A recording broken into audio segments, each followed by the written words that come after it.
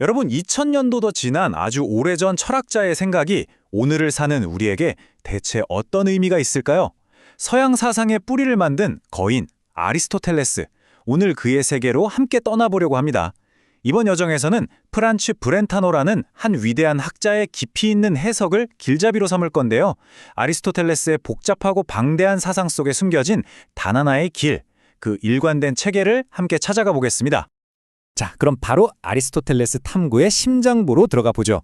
이 문장은요, 그의 모든 지적 여정이 단 하나의 목표를 향하고 있었다는 걸 선언하는 것과 같아요. 바로 지혜. 그리스어로는 소피아라고 하죠. 근데 여기서 우리가 꼭 짚고 넘어가야 할 게 있어요. 그가 말하는 지혜는요, 우리가 흔히 생각하는 그냥 똑똑해지는 것. 그러니까 많은 정보를 머릿속에 집어넣는 것과는 차원이 완전히 다릅니다. 그건 존재의 가장 근본적인 원리와 원인을 꿰뚫어보는 통찰력. 모든 암 중에 가장 높은 곳에 있는 궁극의 암이었어요. 그의 모든 철학은 바로 이 지혜라는 정상에 오르기 위한 아주 거대하고 치밀하게 계획된 등반 과정, 바로 그것이었습니다. 아주 오랫동안, 그러니까 수세기 동안 철학이라는 단어는 사실상 아리스토텔레스 그 자체를 의미했습니다. 정말 대단하지 않나요? 어떻게 한 사람이 이토록 거대한 지성의 제국을 건설할 수 있었을까요? 이제 우리는 그의 화려한 업적과 기념비적인 유산, 그 뒤에 가려져 있던 한 인간으로서의 삶과 고뇌의 흔적을 한번 따라가 보려고 합니다. 이 문장 결코 과장이 아닙니다. 수많은 학자들이 그를 인류의 가장 위대한 스승 중 한 명으로 꼽는 데는 다 이유가 있죠.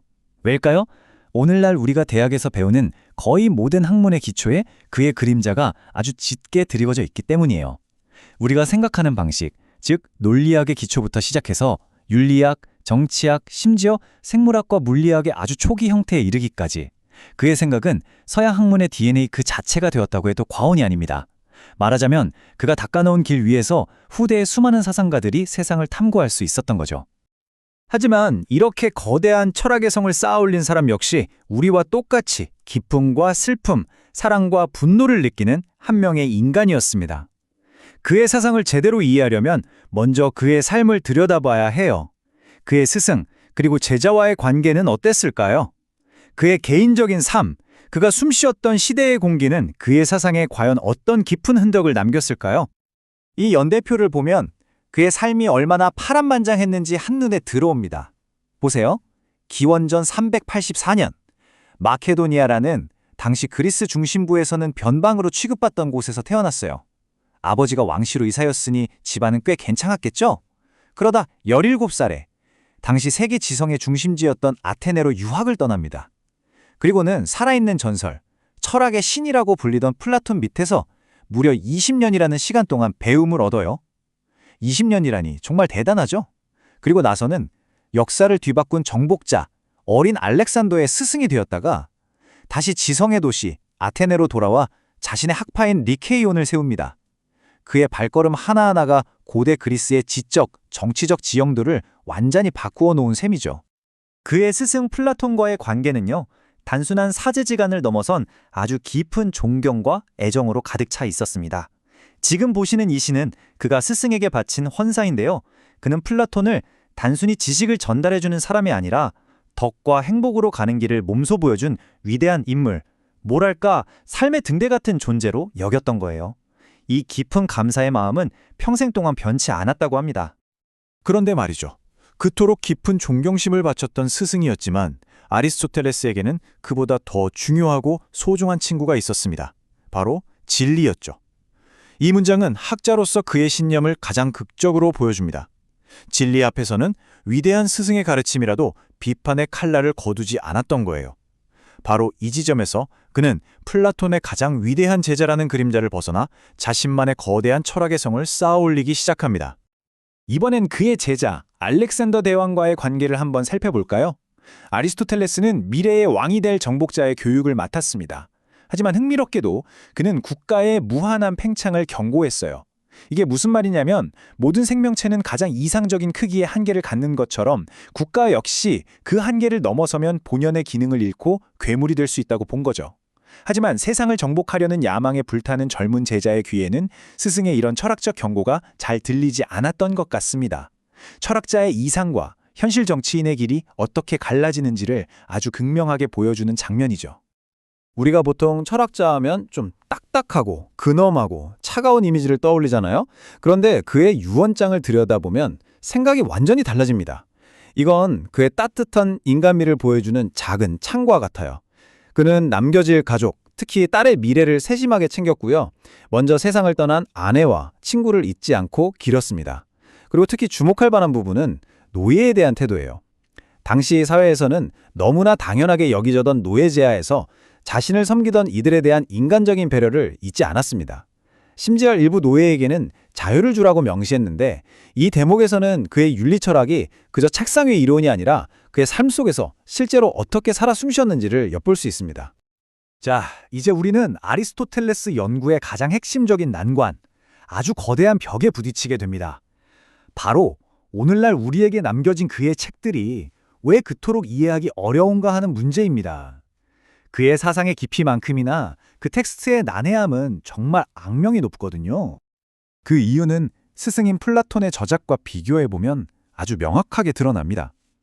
플라톤의 글은 뭐랄까 문학적으로도 아주 아름답게 다듬어진 대화편 형식이에요. 한편에 잘 만든 연극 같죠? 대중과의 소통을 염두에 두고 썼다는 게 느껴집니다. 반면에 우리가 오늘날 접하는 아리스토텔레스의 저작들은요, 마치 교수의 개인 연구실에 쌓여있는 자신만 알아볼 수 있게 휘갈겨 쓴 강의 노트나 연구 기록 뭉치 같아요. 문장은 간결하다 못해 건조하고 논증의 중간 단계는 뭉텅 생략되어 있고 문체적인 꾸밈은 거의 찾아볼 수가 없죠. 애초에 대중에게 출판할 생각으로 쓴 글이 아니었던 겁니다. 그런데 여기서 정말 흥미로운 미스터리가 하나 등장합니다. 고개로마 최고의 웅변가였던 키케로가 아리스토텔레스의 문체를 극찬하면서 황금처럼 흐르는 강물 같다고 했거든요. 어떠세요? 우리가 지금 가지고 있는 이 빽빽하고 건조한 강의 노트와는 전혀 다른 평가죠. 이 칭찬은 하나의 중요한 사실을 암시합니다. 바로 아리스토텔레스가 대중을 위해 썼던 아주 우아하고 읽기 쉬운 저작들이 분명히 있었지만 그것들이 역사 속으로 완전히 사라져버렸다는 것이죠. 결국 우리는 뭘 놓치고 있는 걸까요? 어쩌면 아리스토텔레스의 가장 빛나는 생각, 그의 철학의 정수가 담겨 있었을지도 모르는 책들은 역사 속으로 사라지고 우리는 그의 연구실에 남겨진 거친 메모만을 보고 있는 셈입니다. 자, 그래서 아리스토텔레스의 글을 읽는 게 왜 마치 고대의 암호를 해독하는 작업과 같은지 한번 정리해 볼게요. 첫째, 가장 친절한 해설서 역할을 했을 대중적인 저작들이 사라졌습니다. 둘째, 우리에게 남은 원본은 전문가만 알아볼 수 있는 약어와 생략으로 가득합니다. 셋째, 존재나 실체 같은 아주 핵심적인 용어조차도 문맥에 따라 다른 의미로 쓰여서 우리를 혼란에 빠뜨려요. 넷째, 문장 구조 자체가 불친절해서 논리의 흐름을 놓치기 쉽습니다. 그리고 마지막으로 수백 년간 사람들이 손으로 베껴 쓰는 과정에서 수많은 오류와 왜곡이 더해졌다는 거죠. 이 모든 요인이 합쳐져서 현대의 독자들 앞에 거대한 미궁을 만들어내는 겁니다. 그렇다면 이처럼 조각나고 때로는 서로 모순되는 것처럼 보이는 텍스트들 앞에서 우리는 어떻게 하나의 통일된 세계관을 찾아낼 수 있을까요? 그냥 포기해야 하는 걸까요? 아니요. 바로 이 질문이 이 책이 해결하고자 하는 핵심 과제이고 우리의 탐험이 시작되는 지점입니다. 아리스토텔레스는 이런 모순 앞에서 결코 좌절하지 않았습니다. 오히려 그는 이런 막다른 길, 이걸 아포리아라고 부르는데요. 이걸 가장 중요한 철학적 도구로 삼았어요. 그에게 아포리아는 탐험가를 가로막는 거대한 벽이 아니라 숨겨진 보물지도의 X표시와도 같았습니다. 상식적으로는 도저히 해결 불가능해 보이는 바로 이 지점이야말로 더 깊은 진실로 들어가는 비밀의 문이라고 굳게 믿었던 거죠. 바로 이것이 이 책이 우리에게 제시하는 핵심적인 관점입니다. 아리스토텔레스의 사상을 그냥 흩어져 있는 생각의 조각들이라고 보지 않고 하나의 살아 숨쉬는 유기체로 보는 거예요. 모든 부분은 전체와 긴밀하게 연결되어 있고 전체의 생명력 속에서만 각 부분의 진정한 의미가 드러난다는 확신이죠. 팔 따로 다리 따로 보는 게 아니라 이 모든 게 심장이라는 하나의 중심을 향해 어떻게 유기적으로 연결되어 있는지를 보자는 겁니다. 이 작업은 마치 고생물학자가 땅속에서 발견한 몇 개의 뼈 조각을 가지고 수백만 년 전 지구를 거닐었던 거대한 공룡의 전체 모습을 복원해내는 것과 똑같습니다. 마찬가지로 우리는 텍스트라는 이 화석 조각들을 단서로 삼아서 아리스토텔레스라는 거대한 사상가의 정신적 골격을 재구성하고 그가 어떻게 생각하고 숨쉬었는지를 이해하려는 시도를 하는 겁니다. 이 해석학적 열쇠를 손에 쥔다면 우리는 흩어진 퍼즐 조각들을 맞추어서 그의 사상이 가진 웅장하고 통일된 그림을 마침내 마주하게 될 겁니다. 먼저 그의 생각은 하나의 일관된 시스템일 거라고 믿는 것에서 출발하는 거예요. 그리고 모순처럼 보이는 부분들을 피하지 않고 정면으로 부딪히는 거죠. 그러면서 생략된 논리의 고리들을 채워 넣다 보면 서로 싸우는 것처럼 보였던 구절들이 사실은 더 크고 심오한 진실을 드러내기 위해 서로를 필요로 했다는 걸 깨닫게 됩니다. 그의 철학이 얼마나 정교하고 아름다운 건축물이었는지를 발견하게 되는 거죠. 이것이 바로 우리가 다음 탐구에서 답을 찾기 시작할 질문입니다. 이제 우리 손에 지도가 있고 열쇠도 있어요. 그럼 이 거대한 탐험을 어디서부터 시작해야 할까요? 아리스토텔레스라는 이 거대한 건축물의 가장 밑바닥, 모든 것을 떠받치고 있는 주춧돌은 과연 무엇일까요? 이제 그의 철학의 가장 핵심적인 개념들 속으로 들어가 그가 세운 거대한 사상체계의 첫 번째 벽돌을 함께 놓아볼 시간입니다. 프란츠 브렌타노의 눈을 통해 아리스토텔레스 철학의 정수를 탐험하는 여정 계속해서 이어가 보겠습니다. 자, 이번에는요, 언뜻 보면 혼란스럽고 심지어 모순으로 가득 차 보이는 그의 저작들 속에서 과연 어떻게 하나의 거대하고 일관된 지식체계를 발견할 수 있는지 그 비밀을 한번 파헤쳐 볼까 합니다. 이 책은요, 마치 흩어진 퍼즐 조각처럼 보이는 아리스토텔레스의 글들, 그 이면에 숨겨진 하나의 통일된 사상의 지도를 그려내는 것을 목표로 하고 있습니다. 좋습니다. 바로 이 질문에서부터 시작해보죠. 이게 말이죠. 수세기 동안 수많은 학자들을 정말이지 괴롭혀온 문제입니다. 도대체 아리스토텔레스의 글은 왜 이렇게 난해한 암호처럼 느껴지는 걸까요? 그리고 더 중요한 건 우리는 이 암호를 어떻게 풀어야만 하는 걸까요?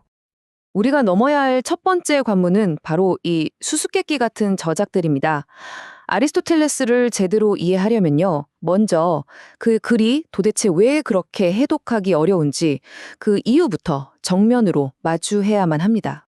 정말 흥미로운 건 말이죠. 이 말을 한 사람이 바로 아리스토텔레스 철학의 통일성을 증명하려고 했던 브렌타노 자신이라는 겁니다. 그조차도 처음 아리스토텔레스의 글을 딱 접했을 때 느꼈던 그 혼란, 그리고 명백한 부조리들을 아주 솔직하게 인정하고 있는 거죠. 이게 바로 아리스토텔레스의 글이 그냥 한번 쓱 읽는 것만으로는 그 깊이를 도저히 헤아리기 어렵다는 아주 강력한 증거가 아닐까 싶습니다. 그러니까 이 어려움의 원인이 딱 한 가지가 아니라는 게 핵심이에요. 여러 가지 문제들이 아주 복합적으로 얽혀 있는 거죠.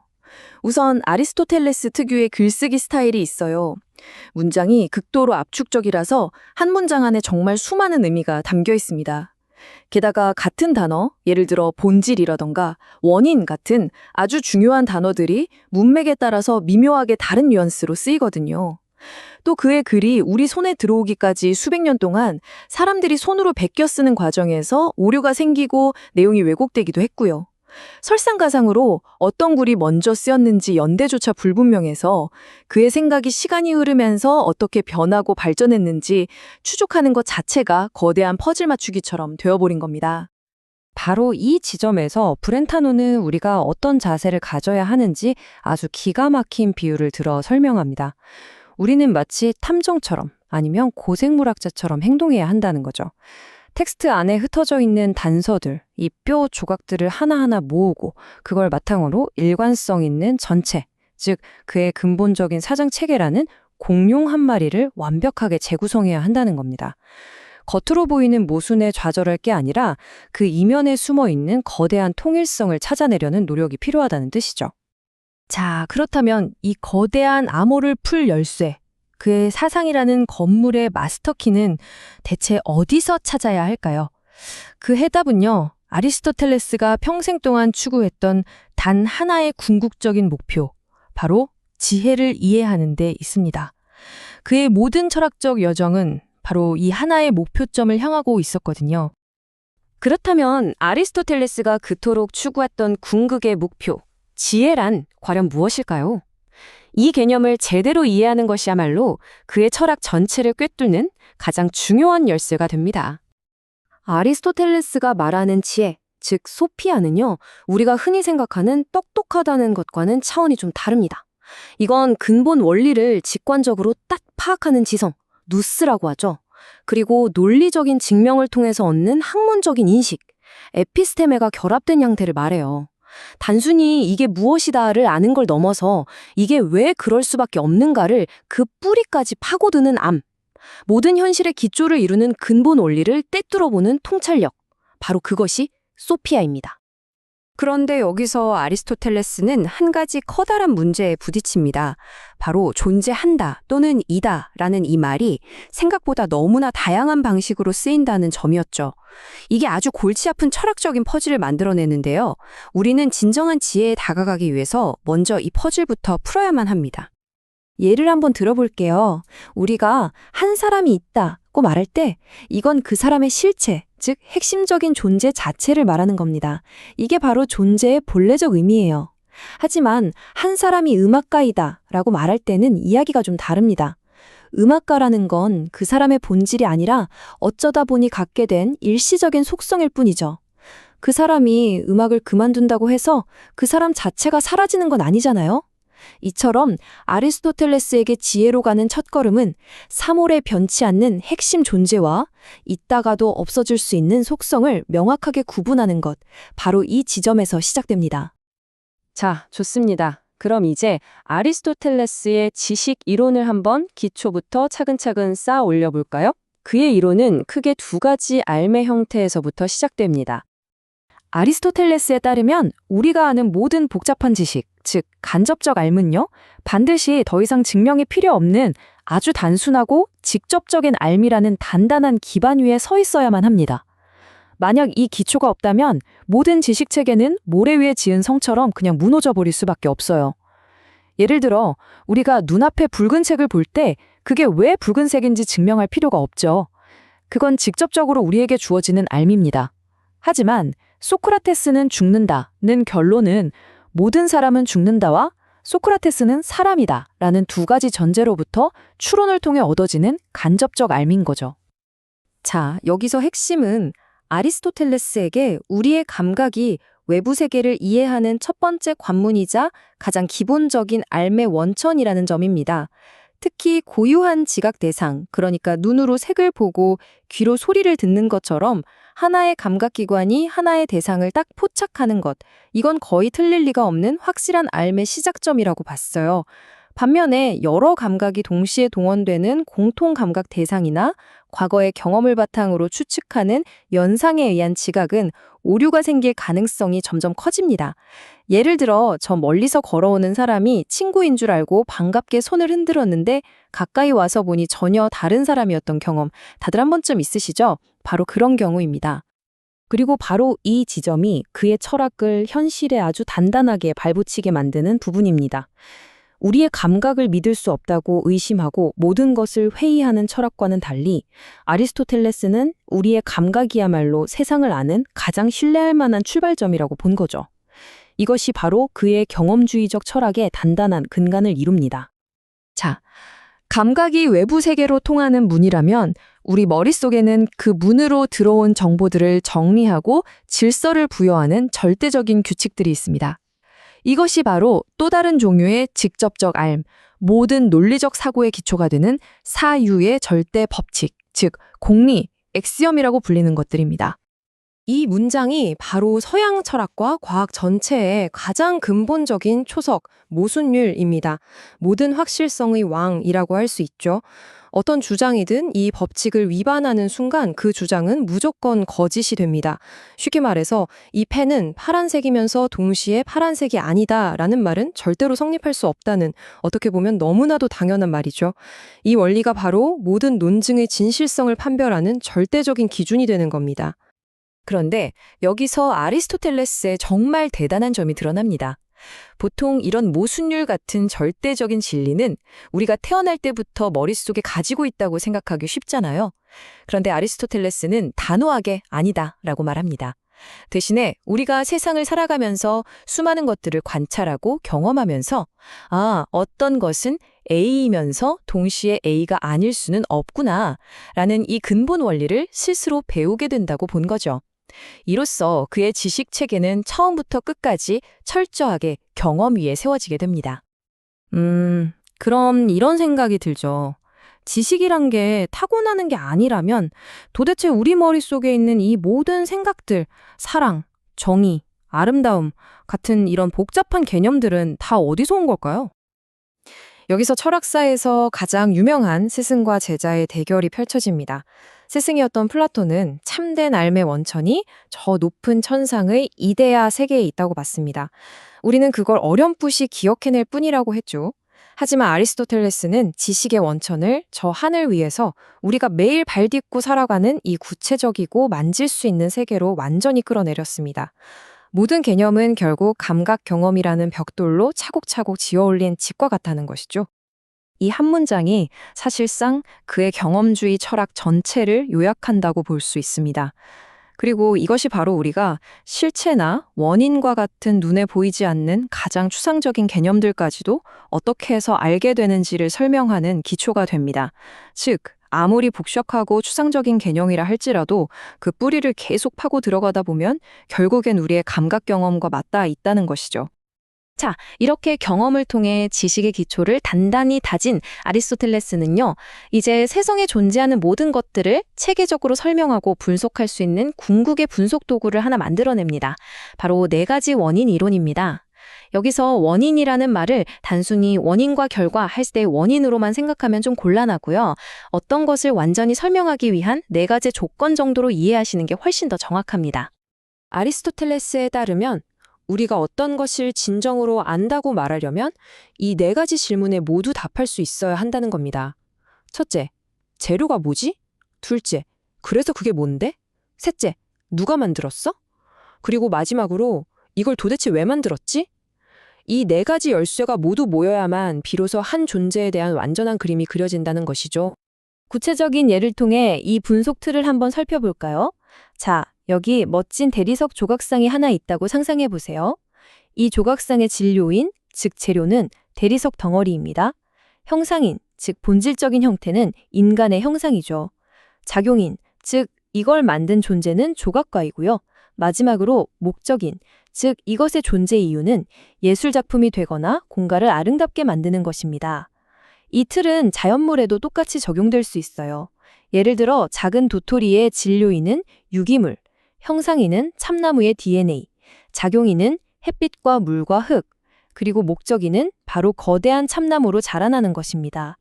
이처럼 4가지 원인은 세상 모든 것을 설명하는 아주 강력한 분석 도구인 셈입니다.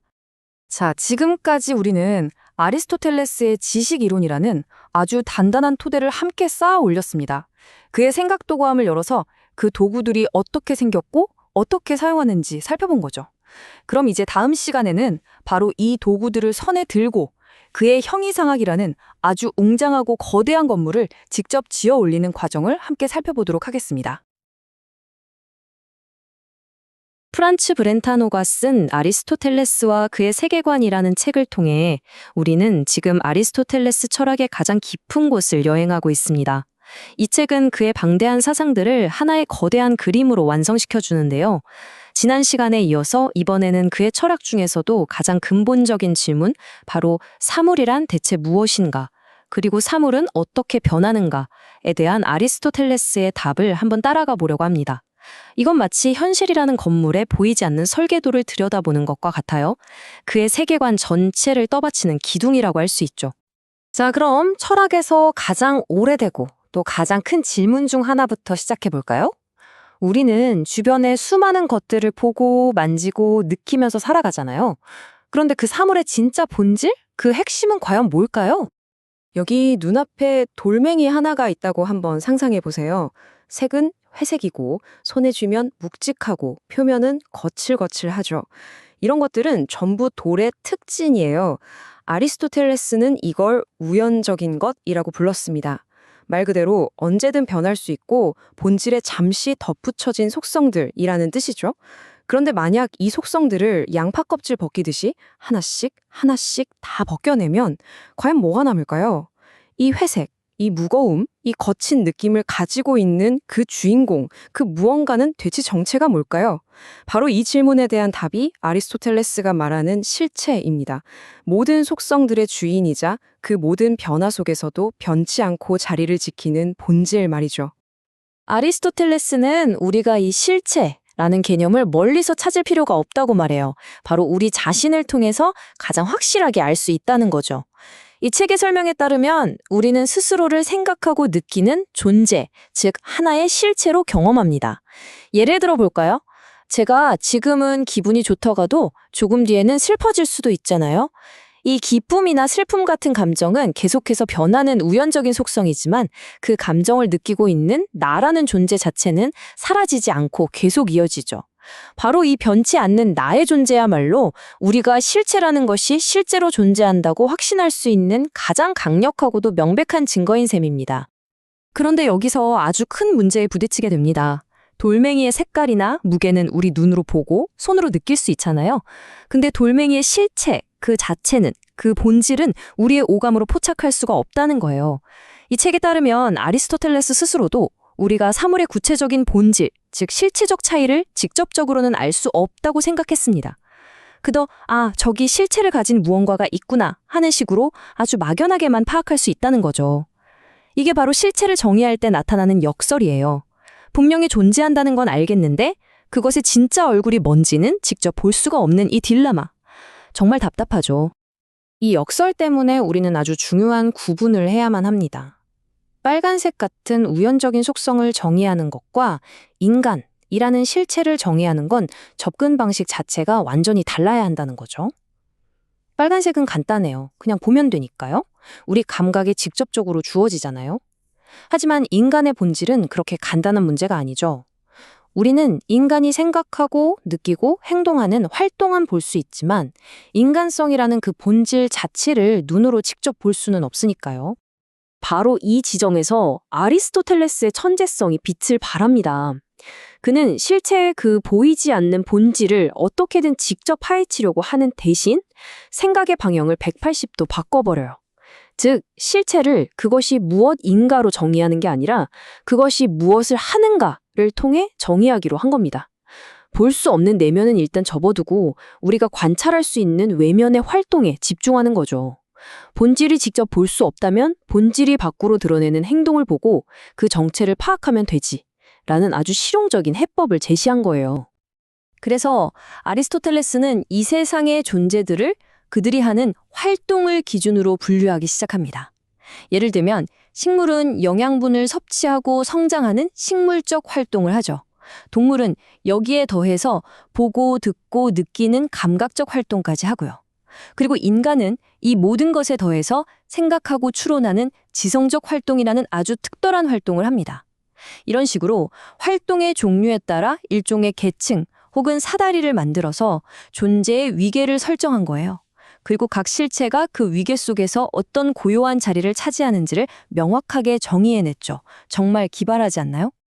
자, 이제 우리는 사물이란 단순히 존재하는 게 아니라 무언가 활동하는 실체라는 것을 알게 됐습니다.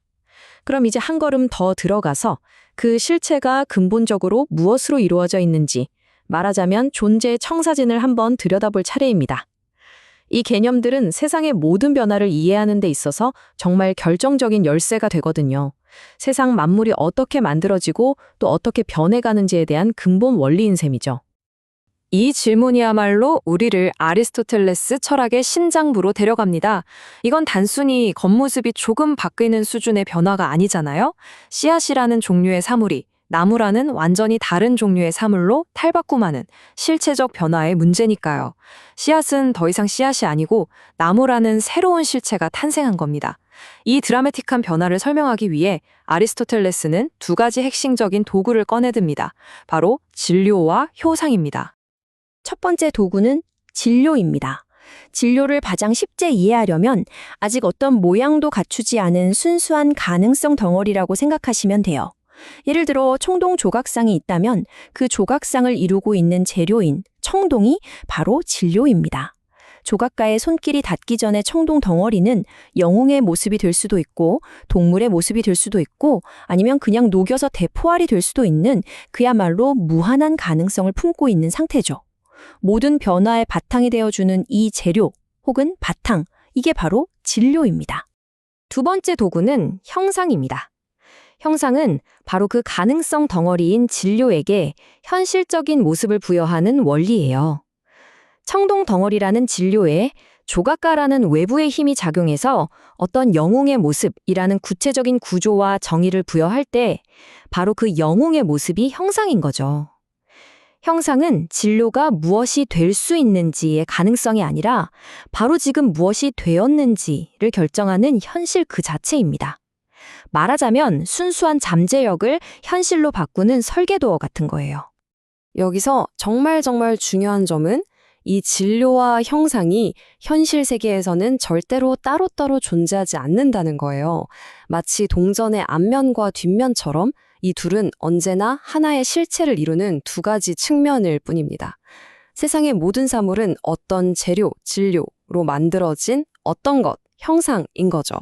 나무 책상은 나무라는 진료로 만들어진 책상이라는 형상을 가진 것이고 인간은 신체라는 진료를 가진 영혼이라는 형상을 가진 존재인 셈이죠. 이 진료와 형상이라는 개념은 단순히 사물의 구성을 설명하는 데 그치지 않고 세상의 모든 변화와 생성을 설명하는 아리스토텔레스 철학의 근본적인 틀이 됩니다. 아리스토텔레스는 우리가 눈으로 보는 모든 변화, 예를 들어 나뭇잎이 초록색에서 노란색으로 변하는 것 같은 우연적인 변화의 뒤에는 항상 더 깊은 실체가 버티고 있다고 주장합니다. 다시 말해, 이런 표면적인 변화가 일어난다는 사실 자체가 그 변화를 겪고 있는 근원적이고 영속적인 실제, 즉 실체가 존재한다는 가장 강력한 증거라는 거죠. 한번 생각해 보세요. 색깔이 변하려면 그 색깔을 가지고 있는 무언가가 먼저 있어야만 하잖아요.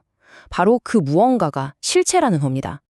좋습니다. 이제 우리는 실체가 진료와 형상으로 이루어져 있고 또 변화한다는 것까지 알았어요. 그렇다면 한 실체가 다른 실체로 변하는 그 과정은 정확히 어떻게 일어나는 걸까요? 혹시 물이 서서히 얼음으로 변하듯이 아주 점진적으로 부드럽게 일어나는 과정일까요? 아리스토텔레스의 대답은 아주 단호합니다. 절대 아니다. 이 책에 따르면 그는 움직임이나 성장 같은 연속적인 변화와는 완전히 다르게 한 실체가 다른 실체로 바뀌는 실체적 변화는 특정 한순간에 아주 갑작스럽게 일어난다고 봤습니다. 마치 전등 스위치를 탁 하고 켜고 끄는 것처럼 순간적으로 일어난다는 거죠. 아리스토텔레스가 왜 이렇게 생각했는지 그 논리가 정말 흥미롭습니다. 만약 씨앗이 나무로 변하는 과정이 연속적이라고 가정하면 어떤 문제가 생길까요? 그러면 씨앗과 나무의 중간 1단계, 중간 2단계 이런 식으로 무한히 많은 중간 단계 존재들이 있어야만 해요. 세상은 명확하게 구분되는 종들 대신 모든 것이 다른 모든 것으로 애매하게 변해가는 일종의 혼돈 상태여야 하죠. 하지만 우리가 경험하는 세상은 전혀 그렇지 않잖아요. 우리는 개는 개고, 고양이는 고양이인 명확하고 안정적인 종류들로 가득 찬 세상을 보고 있죠. 장작이 타는 걸 한번 생각해 보세요. 장작은 장작과 재해의 중간 상태를 거치는 게 아니라 어느 순간 불이 붙어서 화학적 변화를 겪고 재라는 완전히 새로운 실체가 되는 것입니다. 그렇기 때문에 실체적 변화는 단절적이고 순간적일 수밖에 없다는 게 그의 결론입니다. 실체적 변화가 이렇게 순간적으로 일어난다는 생각은 우리를 아리스토텔레스 물리학의 가장 근본적인 법칙 중 하나로 이끌어갑니다. 그건 바로 아무것도 없는 무에서의 창조를 절대적으로 금지하는 법칙입니다. 이것이야말로 그의 세계관 전체를 떠받치는 가장 단단한 주춧돌이라고 할 수 있습니다. 우주의 어떤 것도 갑자기 뿅 하고 나타나거나 완전히 휙 하고 사라져버리는 일은 없다는 원칙이죠. 모든 생성과 소멸에는 반드시 그럴 만한 이유와 바탕이 있어야만 한다는 겁니다. 이 원칙이 뭘 의미하는지는 아주 명확합니다. 어떤 것이 뜨거워지려면 그 이전에 먼저 데워질 수 있는 능력, 즉 차가운 상태를 가지고 있어야만 하죠. 마찬가지로 어떤 새로운 실체가 만들어지려면 그 실체가 될 수 있는 잠재력을 가진 근원적인 진료가 이미 존재하고 있어야만 한다는 뜻입니다. 아무것도 없는 텅 빈 공간에서 갑자기 나무 책상이 생겨날 수는 없어요. 나무라는 진료가 먼저 있어야 하죠. 결국 모든 생성은 무에서부터의 창조가 아니라 이미 존재하는 어떤 것의 변형일 뿐이라는 겁니다. 아리스토텔레스는 바로 이 지점에서 우연적인 변화와 실체적인 변화의 논리가 근본적으로 다르다는 점을 아주 날카롭게 지적합니다.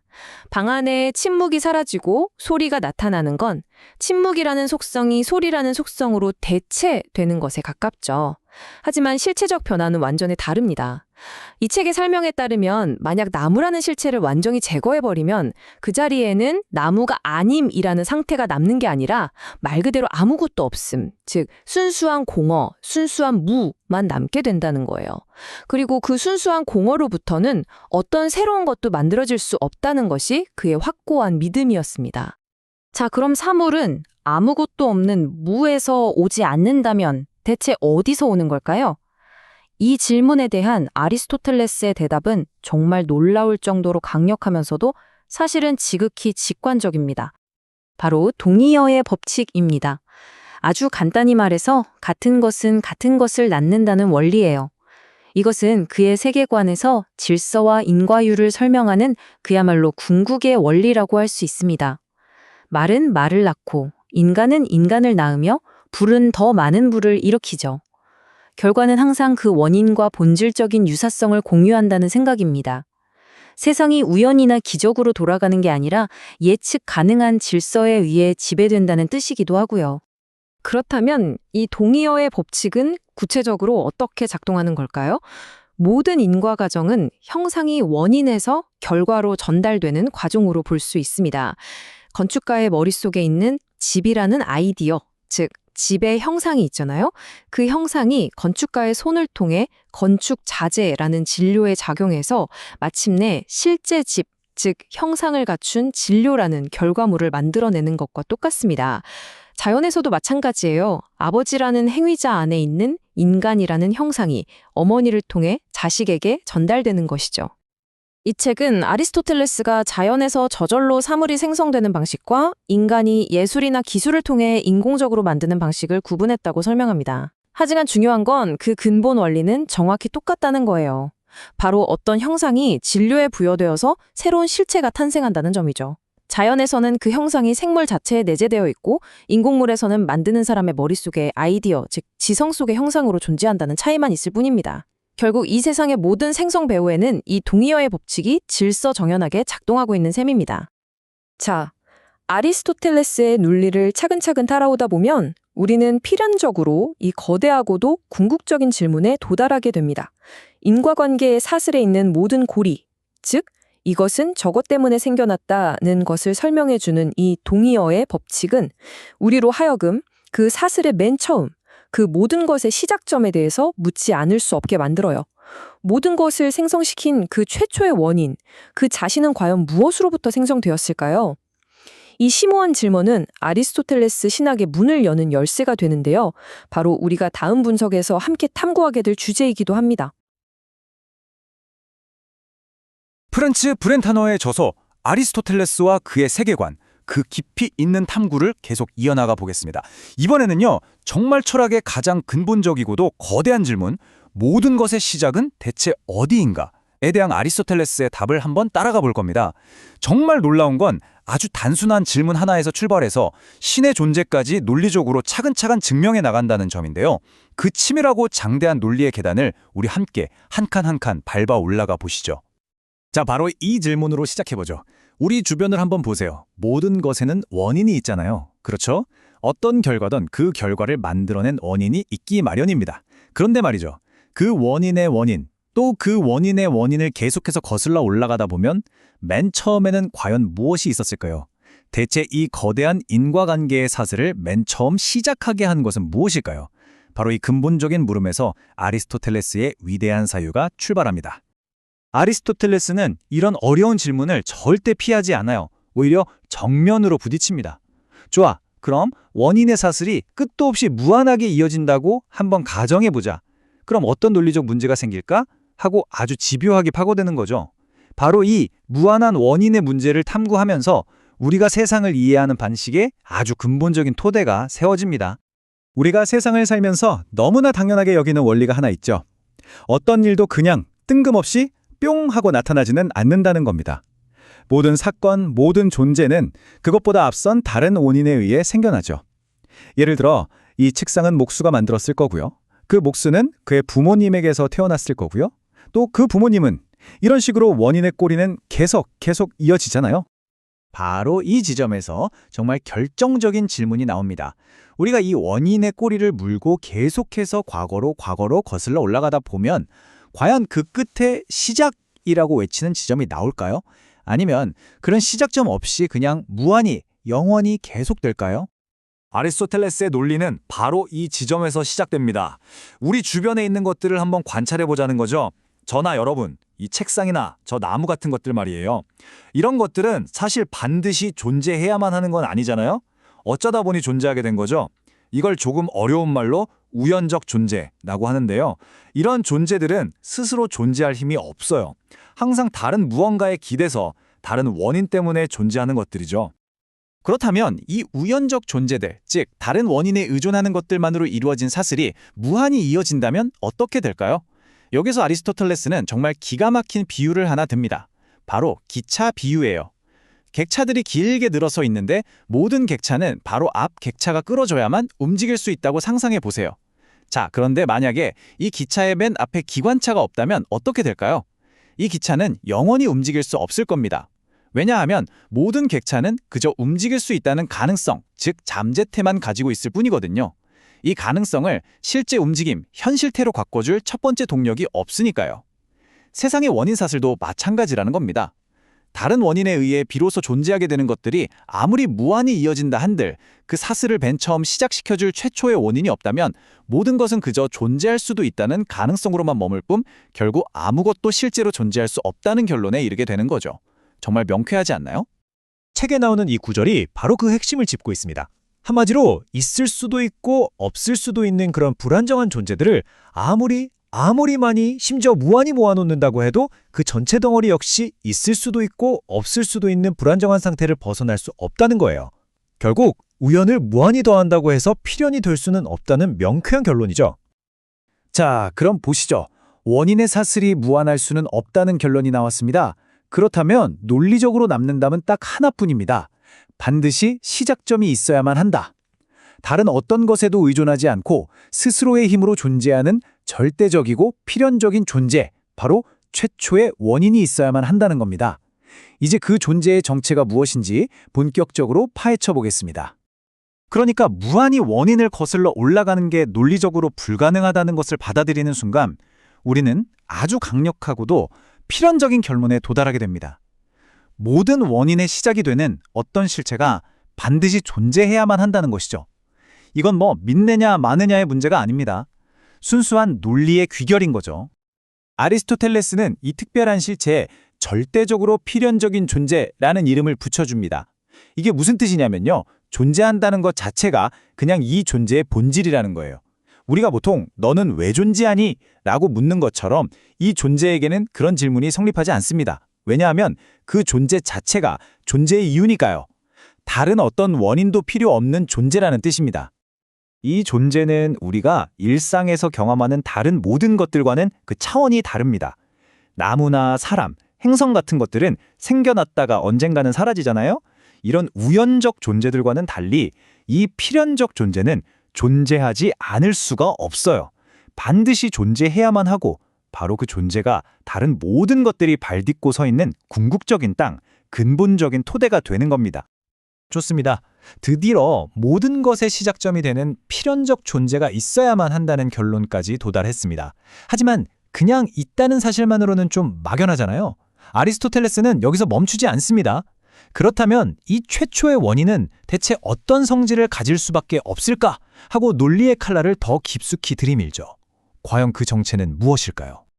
자, 첫 번째 특징은 이것입니다. 이 존재는 절대 변하거나 움직일 수 없다. 왜 그럴까요? 변화나 움직임이라는 건 어떤 가능성, 잠재태가 현실태, 실제가 되는 과정이거든요. 예를 들어 차가운 물이 뜨거운 물로 변하는 과정처럼요. 그런데 이런 변화라는 과정 자체가 일어나려면 반드시 외부에서 열을 가하는 것 같은 다른 원인이 필요하단 말이죠. 바로 이겁니다. 이 존재는 최초의 원인이잖아요. 그 앞에 뭔가가 있어서 이 존재를 변화시키거나 움직이게 할 수가 없습니다. 만약 그런 게 있다면 그게 최초의 원인이 되겠죠. 따라서 이 존재는 더 이상 변할 게 없는 완벽하게 완성된 상태, 즉 순수한 현실태, 그 자체로 영원히 존재해야만 한다는 결론이 나옵니다. 그런데 여기서 좀 이상한 점이 생기지 않나요? 아니, 자기는 가만히 꼼짝도 안 하면서 어떻게 이 세상 모든 것들을 움직이게 만들 수 있다는 걸까요? 밀지도 않고 당기지도 않는데 어떻게 움직임을 만들어내죠? 이건 완전 모순처럼 보이는데요? 여기에 대한 아리스토텔레스의 대답이 정말 천재적입니다. 그는 이 최초의 원인이 물리적인 힘으로 세상을 움직이는 게 아니라고 말해요. 마치 당구공이 다른 공을 때려서 움직이는 방식이 아니라는 거죠. 그럼 어떻게? 바로 목적이 됨으로써 세상을 움직인다는 겁니다. 우리가 정말 사랑하는 사람이나 간절히 원하는 무언가를 생각하면 막 행동하고 싶어지잖아요. 그 대상 자체는 가만히 있는데도 말이죠. 바로 그런 방식이라는 겁니다. 최초의 원인은 스스로 움직이지 않지만 다른 모든 것들이 그것을 향해, 그것을 닮기 위해 움직이도록 만드는 궁극적인 목적이자 이상이라는 거죠. 이 목적이라는 개념이 자연스럽게 다음 단계로 우리를 이끕니다. 한번 생각해 보세요. 어떤 것이 우리의 목적이나 욕망의 대상이 되려면 우리는 먼저 그것에 대해 생각할 수 있어야 하잖아요. 그죠? 생각할 수도 없는 걸 원할 수는 없으니까요. 그렇다면 이 최초의 원인은 모든 것의 목적이 되어야 하므로 반드시 생각하는 존재, 즉 지성일 수밖에 없다는 결론에 이르게 됩니다. 이 논리의 흐름이 정말 아름답지 않나요? 다시 한번 정리해 보겠습니다. 첫째, 이 우주에는 분명한 질서와 목적이 보인다. 둘째, 이 질서는 어떤 최종적인 목적을 향하고 있는 것 같다. 셋째, 그 최종 목적은 그 자체로 좋은 것, 즉 선에 대한 욕망을 뜻한다. 넷째, 이 선을 욕망하고 판단하려면 생각하는 힘, 즉 지성이 필요하다. 따라서 이 모든 것을 시작하게 한 움직이지 않는 존재는 하나의 목적을 가진 지성이다. 와, 정말 대단하죠? 마치 잘 지어진 건물을 보면 그 안에 건축가의 설계도가 있었음을 알 수 있듯이 이 정교한 우주를 보면 그 배후에 거대한 지성이 있음을 알 수 있다는 겁니다. 자, 아리스토텔레스는 여기서 멈추지 않고 논증을 한 차원 더 끌어올립니다. 지금까지는 이 지성이 세상의 움직임과 질서의 원인이라고 했잖아요. 이제는 그 차원을 훌쩍 넘어서 이 세상에 존재하는 모든 것들의 존재 그 자체를 가능하게 하는 근원이라고 선언합니다. 이제 우리는 움직임의 문제를 넘어 존재의 가장 깊은 뿌리를 탐구하게 되는 겁니다. 바로 이 책의 구절이 그 장엄한 선언입니다. 이 지성은 모든 질서뿐만 아니라 모든 존재의 최초 원인이다. 이제 논증은 물리학의 영역을 떠나 순수한 형이상학, 즉 존재 그 자체를 다루는 세계로 들어서는 거죠. 하늘의 별들이나 이 땅의 생명들, 우리 눈에 보이는 모든 것들은 결국 궁극적으로 이 첫 번째 존재에 기대어 있는 겁니다. 마치 아치형 건물의 맨 꼭대기에 있는 쐐기돌처럼요. 이 쐐기돌, 즉 키스톤을 빼버리면 아치 전체가 와르르 무너져 내리듯이 만약 이 최초의 원인이 없다면 이 세상의 존재 자체가 성립할 수 없다는 겁니다. 모든 것이 그냥 붕괴해버리는 거죠. 그렇기 때문에 이 지성은 세상의 모든 활동과 질서, 그리고 자기 자신을 제외한 다른 모든 실제의 근원인 겁니다. 모든 형태와 실체, 그리고 현실이 바로 이 셈에서부터 흘러나오는 거죠. 책에서는 이렇게 표현하는데요. 정말 멋진 말입니다. 이 지성이 최초 원인으로서 낫지 않는 한 다른 어떤 존재도 존재하는 것으로 생각될 수 없는 그러한 종류의 존재. 와, 정말 압도적인 표현 아닌가요? 자, 드디어 우리는 아리스토텔레스가 쌓아올린 논증의 가장 높은 봉우리에 도착했습니다. 우리는 이제 모든 것의 근원이 되는 최상의 지성이 존재한다는 것까지 알게 됐어요. 그런데 그 지성은 대체 어떤 삶을 살고 있을까요? 영원이라는 시간 동안 대체 무엇을 하고 있을까요? 모든 생각에는 생각의 대상이 필요하잖아요. 그쵸? 이 존재는 가장 완벽한 존재입니다. 그렇다면 그 생각의 대상 역시 이 세상에서 가장 완벽한 것이어야 하지 않을까요? 그렇다면 가장 완벽한 존재가 생각할 수 있는 가장 완벽한 대상은 과연 무엇일까요? 네, 바로 자기 자신뿐입니다. 다른 어떤 것도 자기 자신만큼 완벽할 수는 없으니까요. 그래서 그 지성의 생각은 바깥이 아니라 안으로 오롯이 자기 자신을 향할 수밖에 없는 겁니다. 그것의 영원한 활동은 바로 자기 자신에 대한 순수한 사유인 거죠. 여기서 정말 놀라운 결론이 나옵니다. 이 존재에게는 생각하는 주체와 생각되는 대상이 분리되어 있지 않아요. 아는 자와 알려지는 것이 완벽하게 하나인 상태. 즉, 이 존재의 본질 자체가 그냥 순수한 지혜 그 자체라는 겁니다. 그리고 이 부분이 정말 모든 것을 아름답게 마무리합니다. 이 완벽한 자기인식 활동이 그냥 차갑고 메마른 지적 활동이 아니라는 거예요. 이것이야말로 가장 완벽하고 가장 높은 상태의 행복, 바로 영원하고 완전한 지복, 더 없는 행복의 상태라는 겁니다.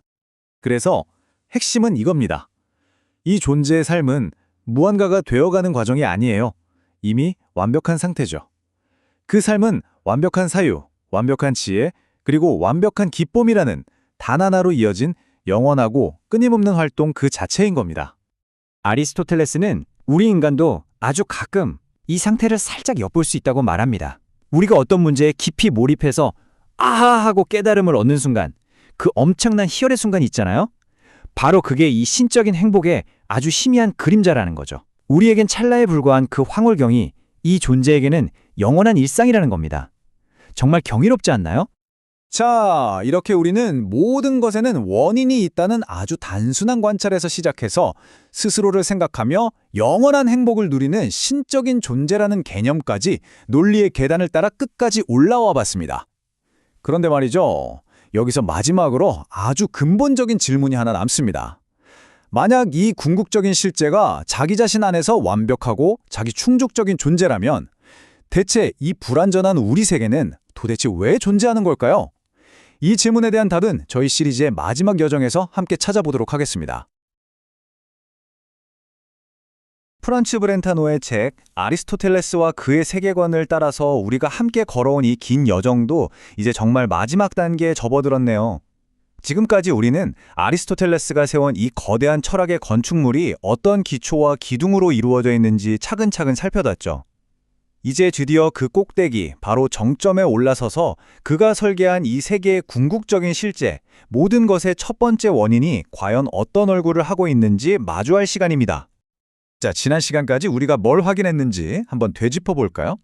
길고 또 아주 엄밀한 논증을 거쳐서 모든 움직임과 변화가 시작되는 바로 그 첫 지점, 그러니까 스스로는 움직이지 않으면서 다른 모든 것을 움직이게 하는 존재, 부동의 동자가 반드시 필연적으로 존재해야만 한다는 결론에 도달했었습니다. 심지어 이 존재는 그냥 있다가 없어질 수 있는 그런 게 아니라 절대적인 필연성을 가진 존재라는 것까지도요. 좋아요. 부동의 동자라는 게 있다는 건 이제 알겠습니다. 근데 그래서 그게 대체 뭐냐는 거죠?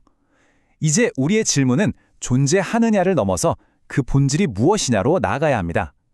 모든 것의 출발점이 되는 이 제일 원인은 과연 어떤 성격을 가지고 있을까요?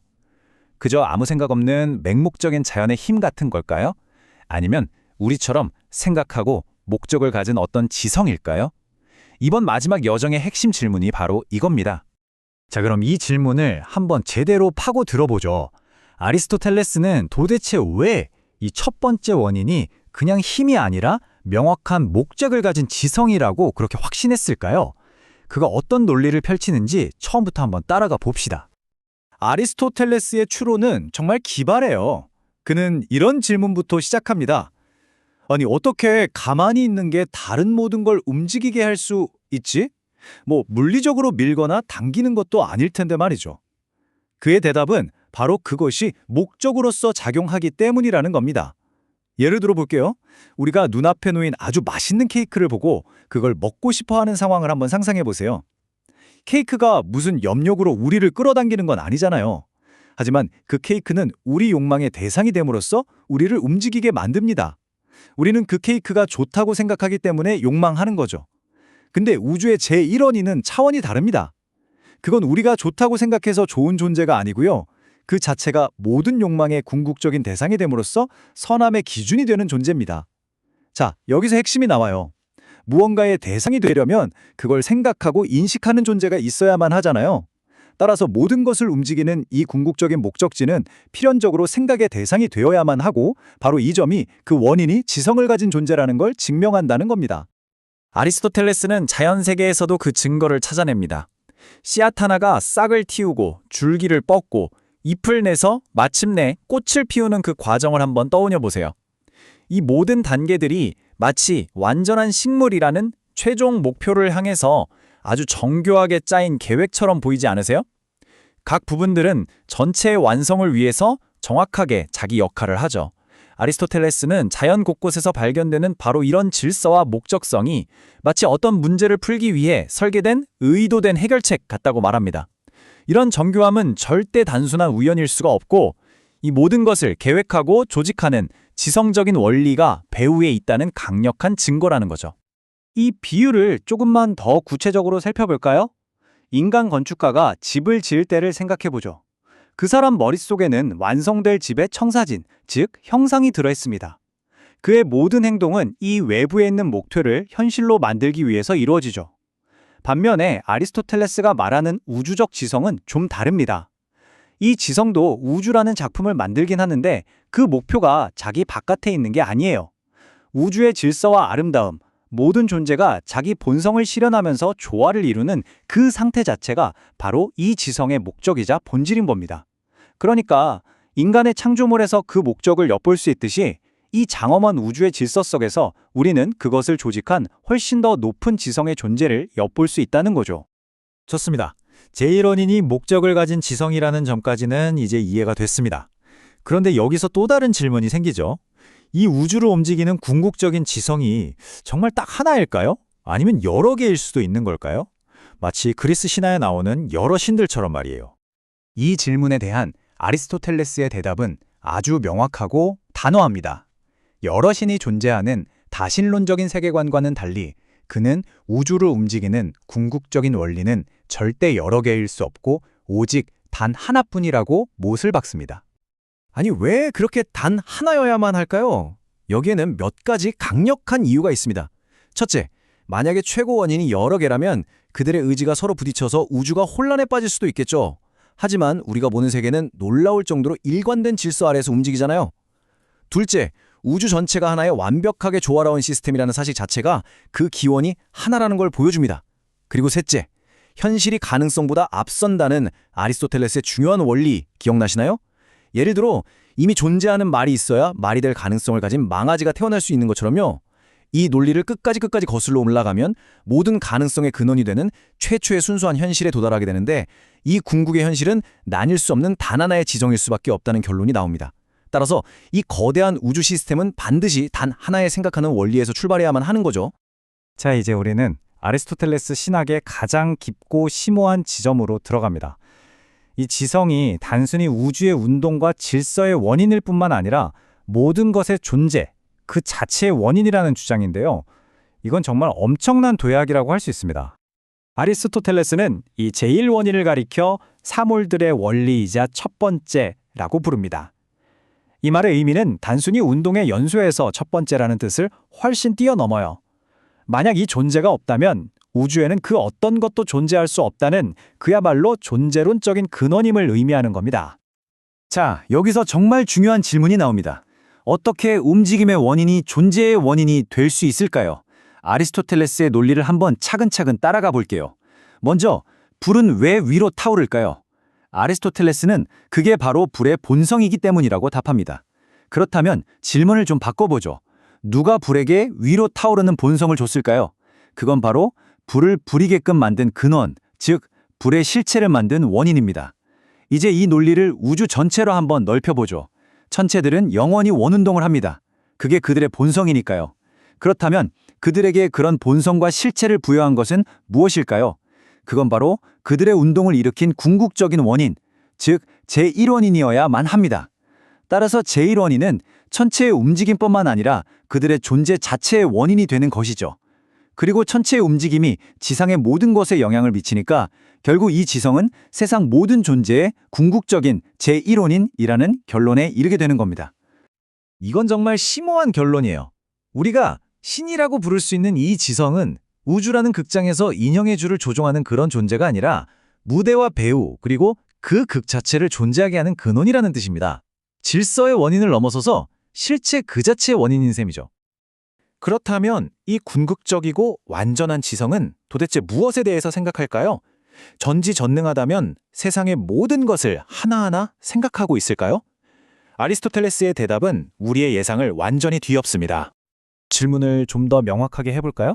이 세계의 근원인 지성이 자신의 피조물인 이 세계를 자기 사유의 대상으로 삼을 수 있을까요? 놀랍게도 아리스토텔레스는 아니요 라고 답합니다.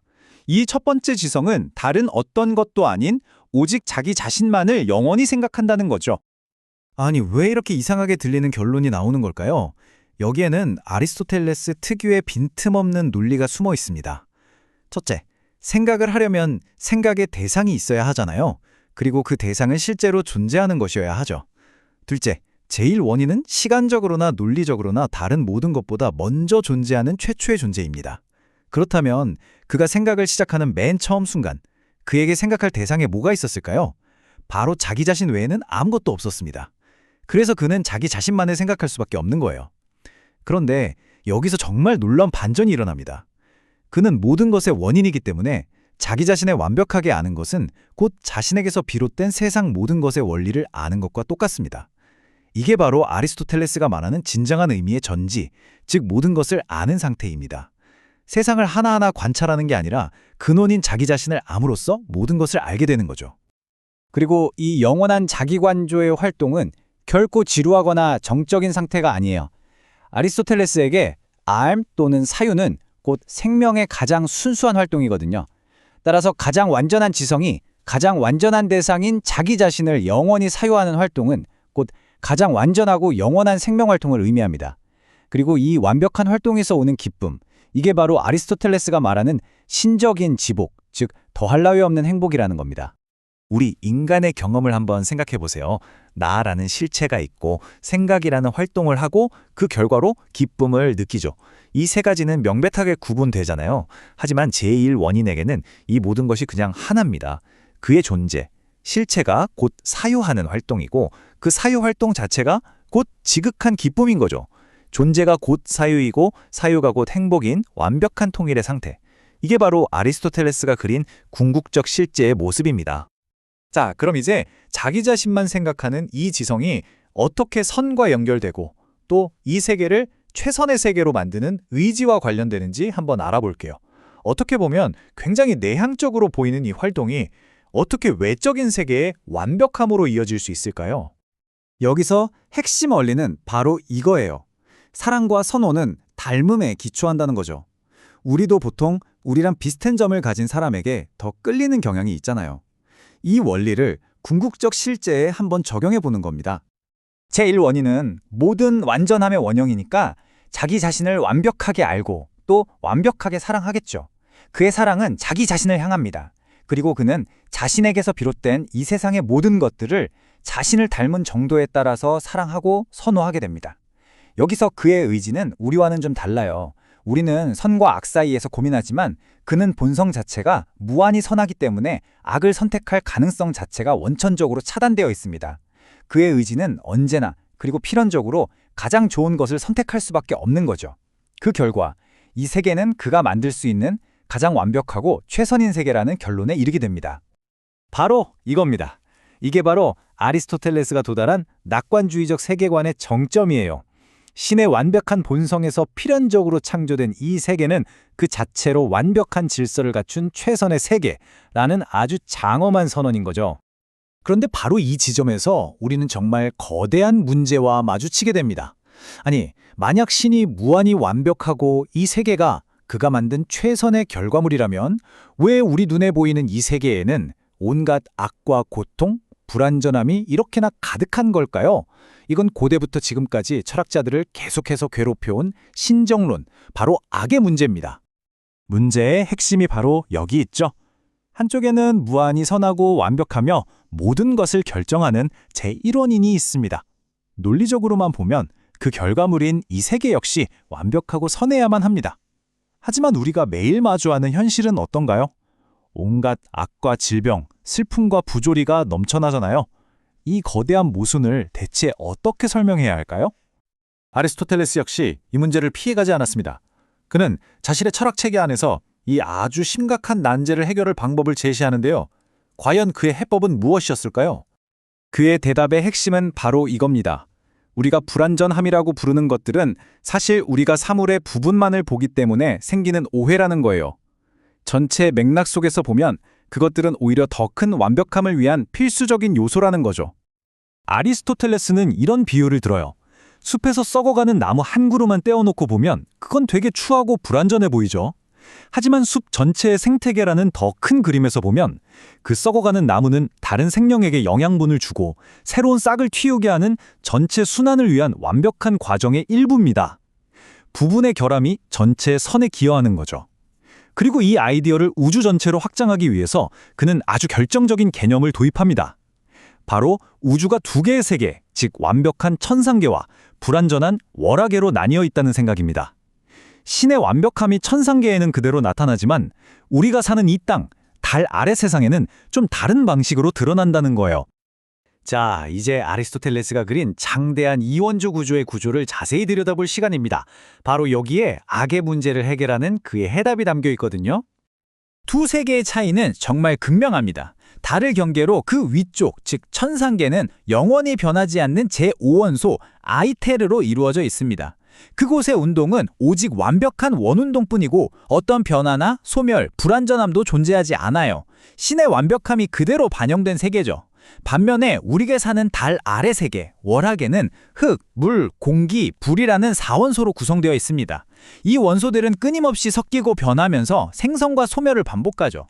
이곳에는 위아래로 움직이는 자연운동과 외부 힘에 의한 강제운동이 뒤섞여 있고 그 과정에서 온갖 기형이나 대립, 악덕 같은 불완전함이 나타나는 겁니다. 그렇다면 이 두 세계는 어떻게 연결될까요? 바로 천상계가 월화계의 움직임을 일으키는 원인이 됩니다.